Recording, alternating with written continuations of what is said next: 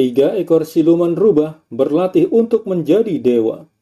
Untuk mencapai tujuannya, mereka mencari kitab langit yang dapat menuntun mereka menjadi dewa. Namun, mereka harus menghadapi pendeta pemburu siluman yang ingin memusnahkan para siluman dari muka bumi. Film ini berjudul The Devil Vendetta. Bagaimana kisah lengkapnya? Yuk langsung saja kita masuk ke alur ceritanya.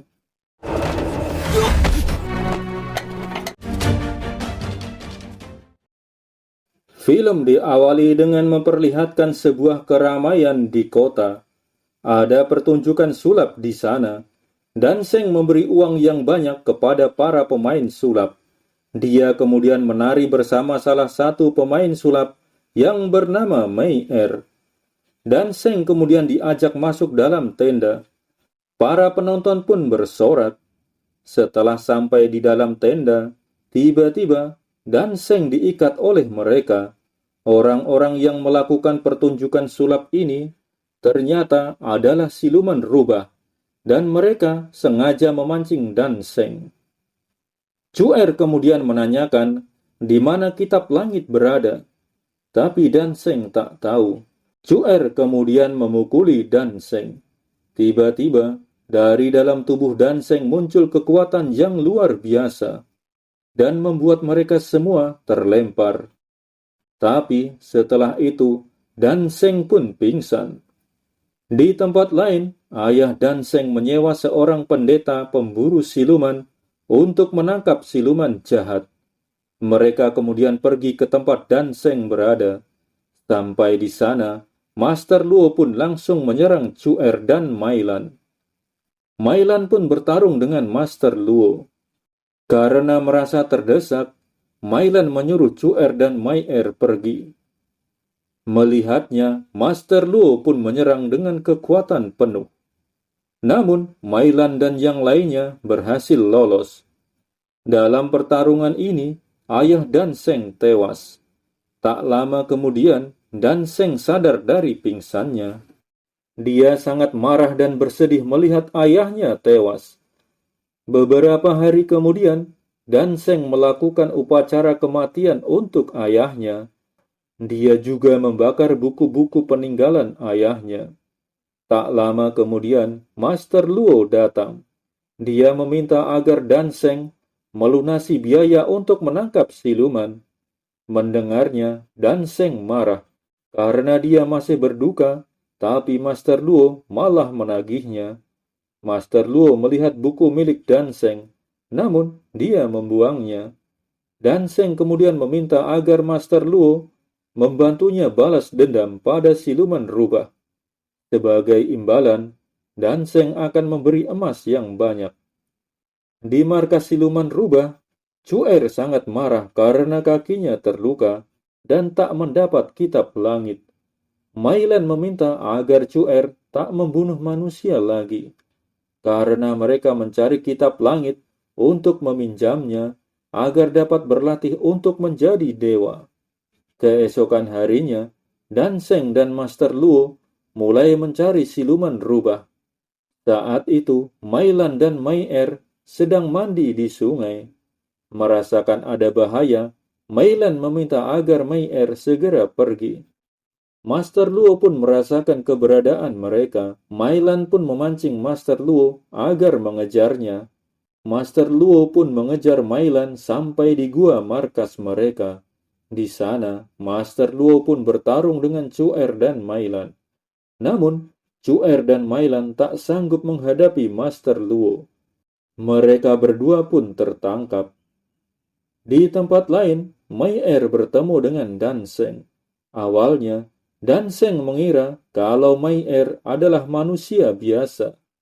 Tapi, tiba-tiba dia melihat ekor milik Mai Er. Dan Seng pun terkejut, dan dia tahu kalau Mai Er adalah siluman rubah. Dia pun mengancam akan membunuh Mai Er. Namun, Mai Er tahu kalau Dan Seng tak punya kemampuan kungfu. Dia malah menggoda Dan Seng, hingga Dan Seng pun lari ketakutan. Mereka berdua pun akhirnya jadi akrab dan saling jatuh cinta. Di markas siluman rubah, Chuer menanyakan kenapa Master Luo ingin membunuhnya. Master Luo mengatakan dia membunuh siluman untuk berlatih. Master Luo kemudian menanyakan tentang kitab langit kepada mereka.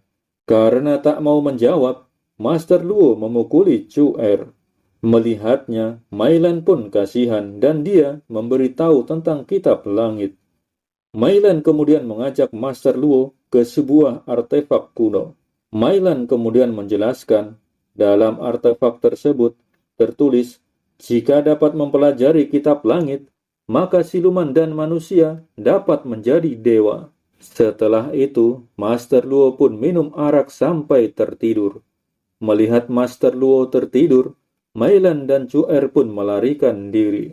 Di tempat lain, saat Danseng tertidur, Mai mengambil buku yang selalu dibawa oleh Danseng. Tiba-tiba, Chuer dan Mailan datang. Melihat Danseng, Chuer ingin menghabisinya, namun dicegah oleh Mai mengatakan dia mendekati Danseng agar dapat meminjam kitab langit. Keesokan harinya, Danseng dan Mai berjalan-jalan di kota. Danseng mengajak Mai untuk mencari siluman rubah yang membunuh ayahnya. Master Luo sangat marah ketika bangun dari tidurnya, karena Chuer dan Mailan sudah tak ada dan dia diikat. Saat berjalan-jalan, Mai merasakan keberadaan Chuer. Karena takut Chuer mencelakai Danseng, Mai mengajak Danseng menginap di sebuah hotel. Chuer mengisap energi roh salah satu penduduk. Mailan memarahi Chuer. Dia meminta agar Chuer tak membunuh manusia lagi. Tapi Chuer tak mau mendengar. Chuer kemudian menghipnotis Mai agar Mai mengikuti perintahnya. Mai yang berada di bawah pengaruh Chuer menanyakan kepada Danseng di mana kitab langit. Namun Danseng tak tahu. Mai kemudian mengambil buku yang selalu dibawa oleh Danseng. Tapi ternyata buku tersebut bukan kitab langit. Mai kemudian membakar buku tersebut. Setelah terbakar, buku tersebut mengeluarkan cahaya dan ternyata buku tersebut adalah kitab langit. Melihat itu semua, Chuer sangat senang. Namun saat itu, Master Luo datang dan langsung menyerang Chuer. Di dalam kamar, Danseng dan Mai tersadar kembali.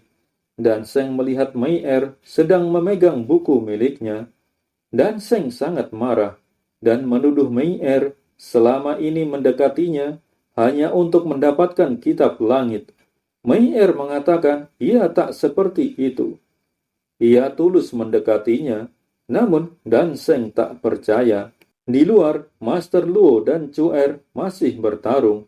Chuer pun terdesak. Master Luo kemudian mengambil kitab langit dan membawa Danseng pergi. Setelah itu, Master Luo membuka-buka kitab langit. Dia terkejut karena kitab langit tersebut ternyata kosong. Master Luo kemudian menanyakan pada Danseng, kenapa kitabnya kosong? Namun Danseng pun tak tahu. Master Luo kemudian menghajar Danseng. Di tempat lain, Mai sangat sedih karena Danseng menganggapnya penipu. Karena banyak melukai manusia untuk mendapat kitab langit, Mailan tak mau lagi bekerja sama dengan Chuer untuk mencari kitab langit. Mailan hanya ingin meminjam kitab langit karena di dalam kitab langit banyak berisi ajaran kebaikan. Master Luo masih belum dapat memecahkan misteri kitab langit.